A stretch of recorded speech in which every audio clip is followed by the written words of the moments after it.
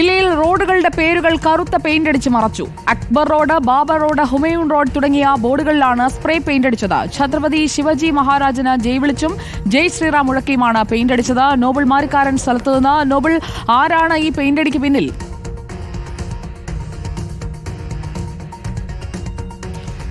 സുജയ, ഇന്നലെ രാത്രിയാണ് 3 റോഡുകളുടെ പേരുകൾ മാറ്റിയുള്ള നടപടി ഉണ്ടായത്. പ്രധാനമായും നമ്മളിപ്പോൾ നിൽക്കുന്നത് ഹുമയൂൺ റോഡിന് മുൻപാണ്. ഈ റോഡ് ഇന്നലെ രാത്രി പൂർണ്ണമായും സ്പ്രേ പെയിന്റ് ഉപയോഗിച്ചുകൊണ്ട്, കറുത്ത സ്പ്രേ പെയിന്റ് ഉപയോഗിച്ചുകൊണ്ട് മാച്ചിരുന്നു. അതോടൊപ്പം തന്നെ കട്ടിയുള്ള ലോഹം കൊണ്ടോ അല്ലെങ്കിൽ തടിക്കഷ്ണം കൊണ്ടോ ആ ബോർഡിനെ അടിച്ച് കേടുപാട് വരുത്താനുള്ള ശ്രമവും നടത്തി. ഇന്നലെ രാത്രിയാണ് ഈ സംഭവം ഉണ്ടാകുന്നത്. ഇത് ചെയ്തവർ ഛത്രപതി ശിവാജി മഹാരാജിന് ജയ് വിളിക്കുകയും ജയ് ശ്രീറാം മുഴക്കുകയും ചെയ്തിരുന്നു.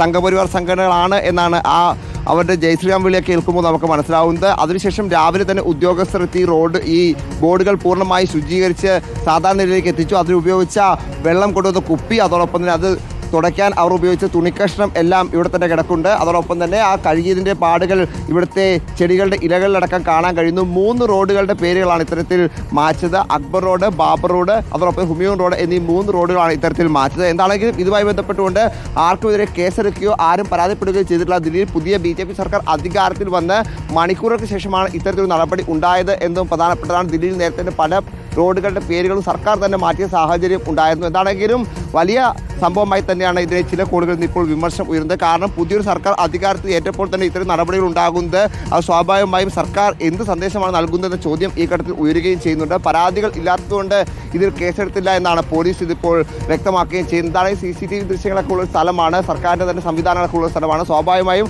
പ്രധാനപ്പെട്ട ദില്ലിയുടെ പ്രധാന ഇടത്താണ് ഇത്തരത്തിൽ റോഡിൻ്റെ പേര് മാറ്റി ആ ബോർഡ് കളയാൻ അല്ലെങ്കിൽ ആ ബോർഡ് നശിപ്പിക്കാനുള്ള ശ്രമമൊക്കെ നടക്കുകയും ചെയ്ത് ഇനിയിപ്പോൾ ഇത് വരുന്ന സമയങ്ങളിൽ പോലീസ് കേസെടുക്കുമ്പോൾ എന്താണ് എല്ലാവരും ഉറ്റുനോക്കുകയും ചെയ്യുന്നത്.